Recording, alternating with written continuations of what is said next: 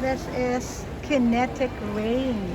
So glimpse of ideas, abstract and concrete, hover in the air between the clouds in the sky and in the rippling water surface below, contemplating the dream of flying.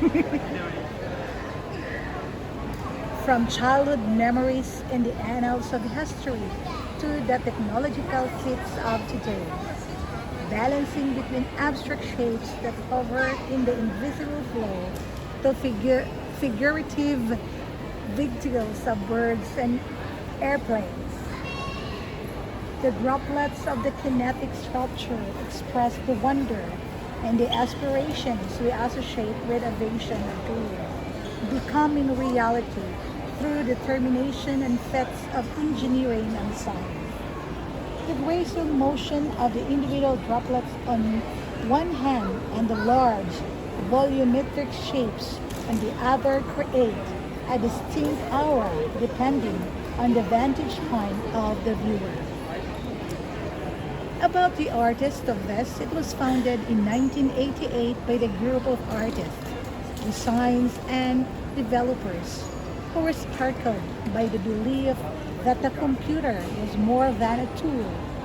Back then, they realized the potential of technology to become a universal communication medium. The group set out to practically explore its artistic, scientific, and technological aspects and to put these aspects to use. Their spectrum of works range from artistic and design projects through to technological innovations and inventions, which have, as a whole, pioneered media-based spatial communication design and art in the last 25 years. Artwork in numbers. The whole artwork weighs 24 tons in total and consists of 1,216 motors, each animating a single copper-coated droplet spread in two fields.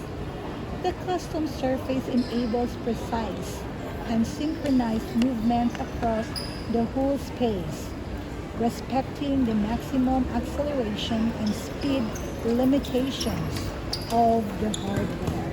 So flexing the kinetic ray here at Shawie Changi Terminal.